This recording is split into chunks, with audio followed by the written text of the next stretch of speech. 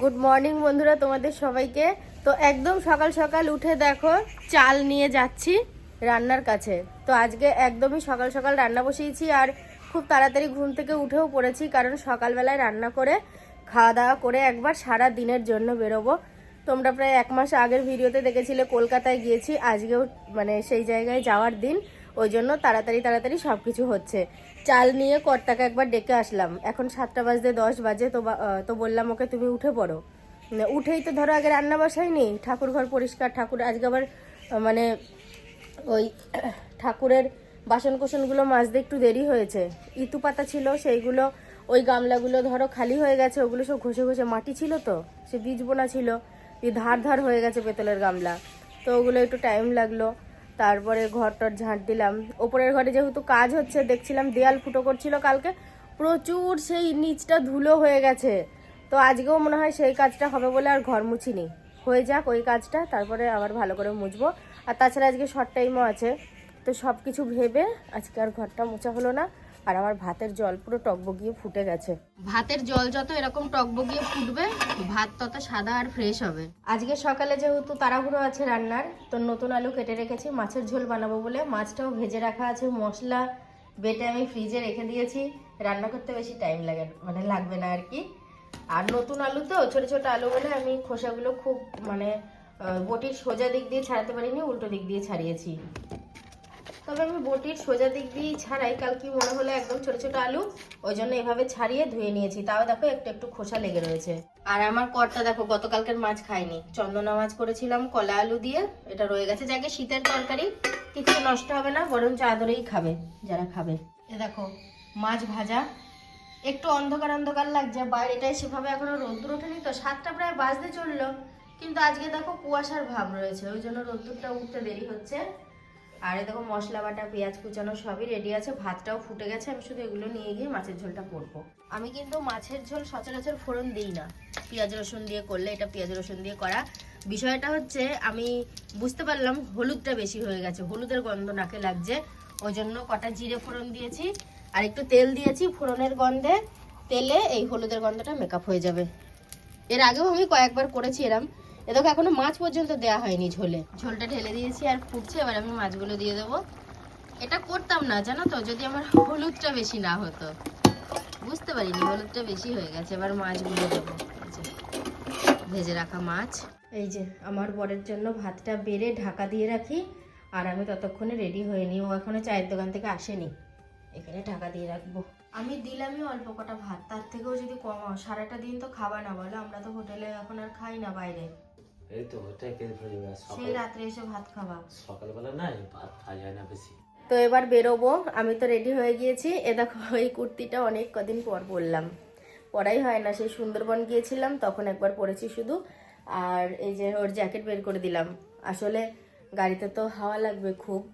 আর আমার সমস্যাটা কি দেখো, আমি দুর্গাপুর গেলাম তো, সে ট্রেনে এত ভিড়, মানে আমি নিজেকে সামলাবো না চাদর সামলাবো, লোকের চাদর টেনে নিয়ে চলে যাচ্ছে। তো সেই বিষয়টা আমার মাথায় আছে, ইচ্ছা থাকলেও আমার চাদর নিতে ভয় লাগছে। এই জায়গাটা আগে খুব ঢাল ছিল বলো, এখন সিঁড়ি করে দিয়েছে। হ্যাঁ এখন সিঁড়ি মতো হয়েছে। ওটার জন্য আগে কি উঠতে নামতে অসুবিধা হতো, ভালোই লাগছে বলো। স্টেশন পুরো ফাঁকা আছে এখন, পুরো একটা ট্রেন আসার আগে দেখবা কিরকম প্যাসেঞ্জার হয়, কারণ সকালের গাড়িতে ভীষণ ভিড় হয়। আর এখন পুরো একটা ঘন্টা আমাদের এখানে, না না 1 ঘন্টা না, অপেক্ষা করতে হবে। 1 দাদা ঘন্টা পরে না। আছে গাড়ি, হাওড়া যাবো 40 মিনিট। ও আর আমি ট্রেনে এক জায়গায় যাই না, মানে এক কামরায় উঠি না, আমি লেডিসে উঠি ভিড়ের জন্য। এর আগেও তাই করেছি। আবার যখন নৈহাটি থেকে বিধাননগর যাওয়ার গাড়ি ধরি, তখন আবার একসাথে ওটা হয়ে যায় বলো। তখন ওদিকটা ফাঁকা থাকে, তো ফাঁকা থাকে না, ওদিকেও ভিড় থাকলে গাড়ি ছেড়ে দিই। আর বিধাননগর তো, নৈহাটি থেকে বিধাননগর তো বেশি টাইম লাগে না, অনেকটা টাইম লাগে, প্রায় ঘন্টাখানিকের কাছে। ব্যান্ডেল থেকে নৈহাটি বরঞ্চ অল্প টাইম লাগে, 10-12 মিনিট মতো কি 15 মিনিট মতো। টিকিট কাটা হয়ে গেল। তো দেখো টোটোয় করে অল্প একটু রাস্তা গেলেও কতটা মানে টাকা বেশি ভাড়া লাগে, আর ট্রেনে করে অনেকটা গেলেও অল্প ভাড়া লাগে। মানে এখান থেকে বিধাননগরের টিকিট কাটা হয় মাত্র 25 টাকা নেয়, মানে দূরত্ব কতটা দেখেছো তো। আর কি এখন ট্রেনের জন্য অপেক্ষা করি। আর আমার কর্তা এদিকে ট্রেনের জন্য অপেক্ষা করতে করতে দুজনের জন্য 2 কাপ দুধ চা নিয়ে এসেছে। আমি বললাম লিকার চা আনতে পারতে, বললো লিকার চা আমি থাকলেও দেখতে পাই না, দুধ চাটাই আমার চোখের সামনে ভাসে, আমি সেইটাই নিয়ে এসেছি। দুজনে মিলে তো অনেকটা রাস্তা এগিয়ে আসলাম। আমার কর্তার একটা ব্যাপার স্যাপার আছে, ট্রেনের যে কোনো খাবার দেখলে ও নিজেকে সামলাতে পারে না। তো আমার মনে হলো একটু গুড় বাদাম খাই। তো আমি গুড় বাদাম মানে 1 প্যাকেট গুড় বাদাম নিয়েছি 10 টাকা দিয়ে। আর ওর খুব ইচ্ছা পাঁপড় খাবে। পাঁপড় খেলে কি করবে জানো তো, ওই যে জ্যাকেটটা দেখতে পাচ্ছ সামনে, মানে ওই সামনের অংশটা পুরো গুঁড়ো গুঁড়ো সাদা সাদা ফেলবে। তো ওই জন্য আমি ওকে পাঁপড়টা খেতে দিচ্ছি না। হয়তো বলবে সাথী দি ওটা কি তোমার বর কি বাচ্চা নাকি একদম, কিন্তু বাচ্চা নয়, সব ঠিক আছে। পাঁপড় খেলেই দেখেছি জ্যাকেটের সামনের অংশ একদম পুরো সাদা করে ফেলে। এই যে চলে এসেছি আমাদের গন্তব্যের কাছাকাছি। তবে গাড়ির রাস্তা, অটোর রাস্তা শেষ হলো, এবার পায়ে হাঁটা এই মানে মিনিট খানিকের রাস্তা, মিনিট খানিকও না, একটুখানি মেন রোড থেকে সামান্য একটু ভেতরের দিকে যাচ্ছি দুজনে হেঁটে। একটা মজার কথা বলি তোমাদেরকে।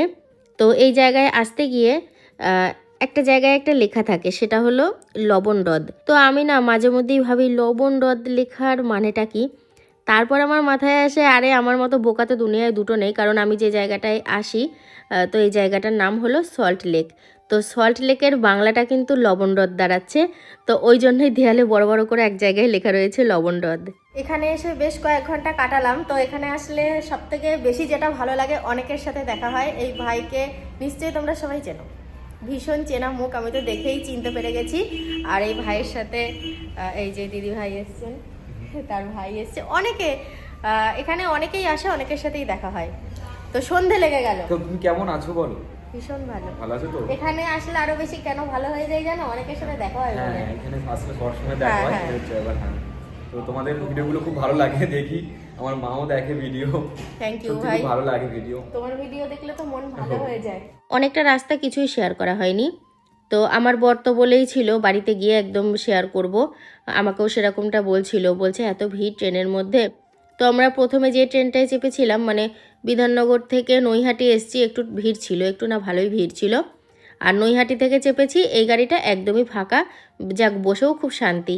আর আমার কর্তা তো আমাকে বারবার বলছে কি তুমি এমন জিনিস একটা আমাকে কিনে দিয়েছো, আমি এত শীত কাতুরে তাও আমার গরম ধরে যাচ্ছে। মানে এত ভালো এই শীতের পোশাকটা, অনেক শীতের মধ্যেও ওর গরম লাগছে। যাক আমার এটা জেনে ভালো লাগলো, কারণ কোনো জিনিস কিনে দিয়ে আমি ওর মন পাই না, তো এবার পেয়েছি। বাড়িতে চলে আসলাম। দেখো যখন গিয়েছিলাম কপালে একটা টিপ ছিল, আমি এখন ক্যামেরা অন করে নিজের মুখের দিকে তাকিয়েছি, দেখি টিপটা নেই আর চুলগুলোও এলোমেলো হয়ে গেছে। তো এসে একটা মন খারাপের মতো কথা শুনলাম। আসার সাথে সাথেই আমি তো এই ঘরে আসি না, প্রথম ওই ঘরে যাই, মায়ের সাথে দেখা করি। যাই হোক কথাটা তো বলি। তো সুন্দর বলছে আমাদের যে প্রকাশবাবু, তোমরা দেখো কম বেশি ভিডিওতে, তো ওর শরীরটা খারাপ, হসপিটালে ভর্তি, আমাদের বাড়ি থেকেই সব নিয়ে গেছিলো, রাজু বাপি সুন্দর সবাই নিয়ে গেছিলো। তো সেই কথাই এতক্ষণ শুনছিলাম, খারাপ লাগলো শুনে। আর এটা আমি পরীক্ষা করে দেখেছি, ও যে কবার মানে অসুস্থ হয়, ও মানে এমনি অসুস্থ নয়, ততবারই আমরা থাকি না, কোথাও যাই এসে মানে এই খবরটা পাই। খুব খারাপ লাগলো শুনে। তো আমি বাড়িতে ফোন করে বলেছিলাম ভাত করতে, তো রান্নাও করেছে। এ দেখো খাবার এখানে ঢেকেও রেখেছে, এই যে এখানে ঢাকাও আছে। তো খাওয়া দাওয়া করবো একটু পরে। আগে আমি নিজে চেঞ্জ করি, একটু চোখে মুখে জল দিই, ঝোড়ো কাকের মতো আমার চেহারাটা হয়ে গেছে পুরো একদম চুলটুল। তো চলো আগে আমি চেঞ্জ করি, হাত পা ধুই বাইরে গিয়ে, তারপরে আবার দেখছি। একটা জিনিস দেখবা, দাঁড়াও দেখাই। না তোমরা ক্যামেরায় বুঝতে পারবা না, কিন্তু আমি খালি চোখে বুঝতে পারছি। এ দেখো প্রচুর সব ধুলো হয়ে রয়েছে, শুধু টেবিলে নয় গো, এ দেখো এগুলো দিয়েও। কেন বলো তো, ওপরে ঘরে কাজ হচ্ছে না, তো সেই কারণেই এত ধুলো হয়েছে। বারান্দাটা বেশি হয়েছে, কালকে পরিষ্কার করতে হবে একটু সময় নিয়ে। সিঁড়িগুলো তো হয়েছেই, এই দেখো সব ধুলো হয়ে গেছে। তো কালকে দেখছি, এই যে আলনাগুলো ঢাকা দিয়েছে মনে হয় জামা কাপড়ে যাতে ধুলো না পড়ে। আর ঘরে ধুলো হয়নি কারণ গেট দেওয়া ছিল, তো কালকে একটু সময় নিয়ে পরিষ্কার করতে হবে। খুব শান্তি বাড়িতে এসে। তো এই যে জামা কাপড় ছেড়ে বিছানাটা ঝেড়ে আজকে আর ঘরটার কিছু পরিষ্কার করব না, কালকে করব। কালকে এখনো মনে হয় উপরে কাজ বাকি আছে, সেটা সারা হলে তারপরে ঘরটা একবারে মুছবো, নালে আবার যদি দেয়াল কাটে আবার ময়লা হবে, তাই না? কজন এসেছিল সোহিনী? 15-16 জন এসেছিল। 15-16 জন, এটা আমার কাছে খুব খারাপ লাগার বিষয়। আমি ক্যামেরাটা অন করলাম সোহিনীর কথার মাঝেই, তো বলছে মামি অনেকজন দেখা করতে এসেছিল তোমাদের সাথে। তো মানে কোথা থেকে এসেছিল বলেছে? না সেটা আমি জানি না কত দূর ছিল।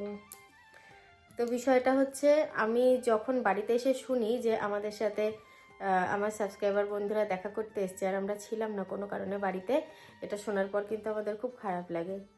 কাজের জন্য একটু আধটু এদিক ওদিক বেরোতেও হয়, প্রয়োজনেও বেরোতে হয়। তো বন্ধুরা এসে যদি চলে যায় ওটা আমার কাছে অনেক বড় খারাপ লাগার, কিন্তু কিছু করারও থাকে না। তো আমি আমরা 13টা ঘন্টা বাইরে বাইরে ছিলাম আজকে সারাটা দিনই বাইরে, হুম। সারাটা সকালবেলা দিন গিয়েছি, বাইরে, এইমাত্র কিছু আসলাম। করার নেই। তো খারাপ লাগে এই আর কি। বন্ধুরা আসে, এসে দেখা পায় না, চলে যায়, আমরা থাকি না, এটা আমার কাছে খুব খারাপ লাগার মতো বিষয়। খাওয়া দাওয়া শেষ করে একদম চলে এসেছি বিছানায়, দেখো কম্বল ঢাকা নিয়ে নিয়েছি। তো বন্ধুরা অনেকটা ক্লান্ত আছি, শুলেই ঘুমিয়ে যাব। তো চলো আজকের মতো গুড নাইট বলছি, দেখা হচ্ছে পরের ভিডিওতে।